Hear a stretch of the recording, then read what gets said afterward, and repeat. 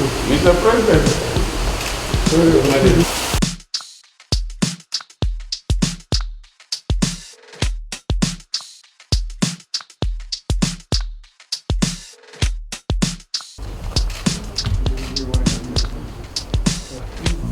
Thank you, Mr. President.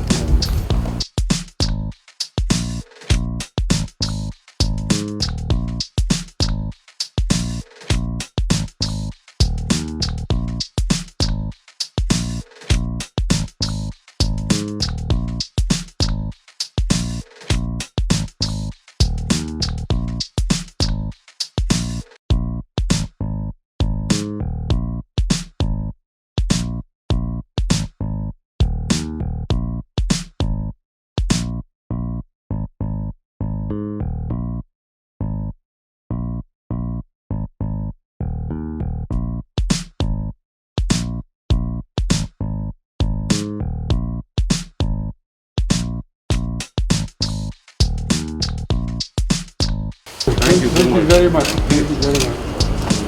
Okay.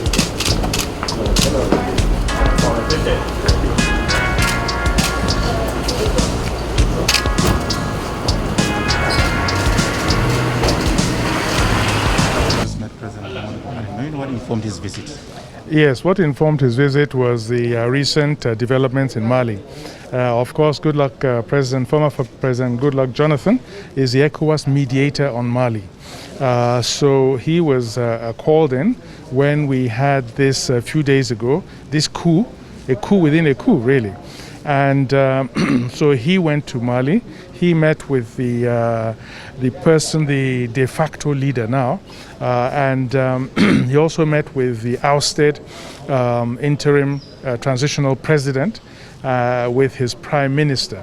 He spoke to them all, together with the ECOWAS team, and also with the Ghanaian Minister of Foreign Affairs, as Ghana is now chairing ECOWAS.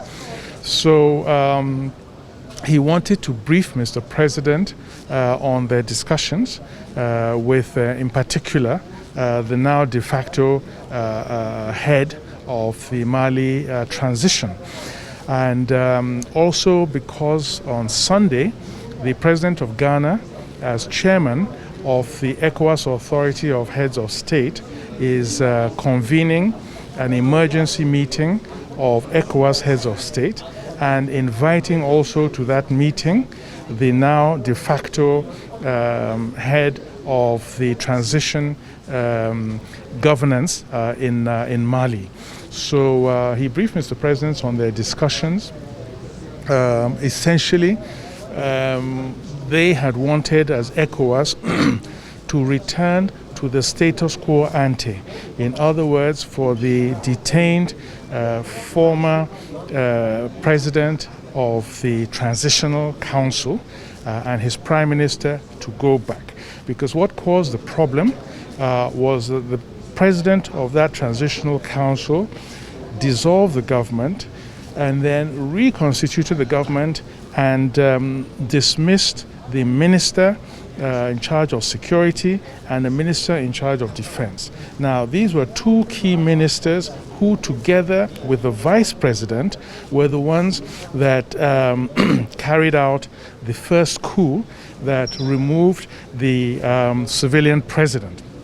So he explained, former President Goodluck Jonathan, that the vice president then of that transitional council, who led the coup, was now complained that he had not been consulted in decisions that were taken, even on security matters, and that the dissolution of the government, he was not consulted.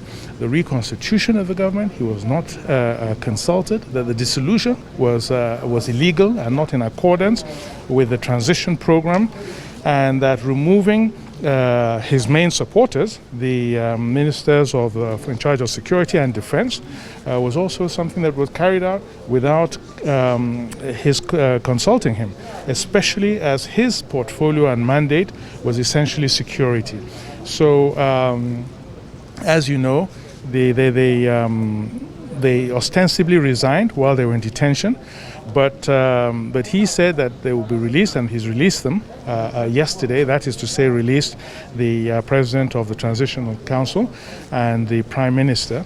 But he insists that he will now run essentially the last 7 months, because it was an 18-month transition, and there's about 7 months left with 2 months elections, that he will now run it as a president and would not accept to go back to the status quo ante, what it was before. So that's what former President Goodluck Jonathan came to brief Mr. President on, and put before Mr. President the various options that they would now have to consider when the ECOWAS heads of state meet at this emergency meeting on Sunday in Accra, chaired by the President of Ghana in his capacity as the chairman of the ECOWAS Authority of Heads of State. And what are the options? Well, the option is, the one that was seems to have been ruled out, going back to the status quo ante. So in other words, the government that was there before the dissolution. Option number 2 is not to have a military-led transition process. In other words, a serving military officer as the president of the transition program for the next 7 months, but to bring from outside another civilian who could serve in that position. That's a second option. And of course, the third option was to accept the fait accompli that the current leader, de facto leader, should just be allowed to manage the process on the condition that they have elections in 7 months' time. So those are, I think, this is what the former President Goodluck Jonathan was essentially saying. There were the 3 options that are to be presented to probably the heads of states. How did President Buhari respond? Well, he was extremely disappointed with the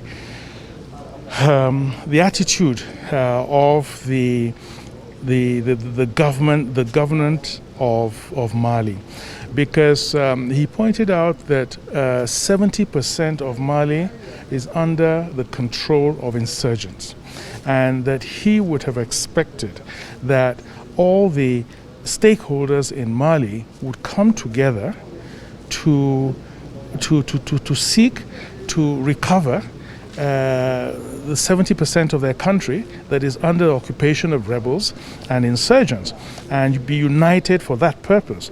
And he pointed out that the whole essence of a military, of an army, is first and foremost to secure a country, the territorial integrity of a country. So he would have thought that would be the priority, and not battling amongst themselves for the 30% of the country that is not occupied. So he found that it's really an unfortunate situation and a paradox. But that in any case, he would be in Accra on Sunday and would listen to all the options available, and listen to the de facto head of the government of Mali, and then they would now take a decision. Thank you. Thank you.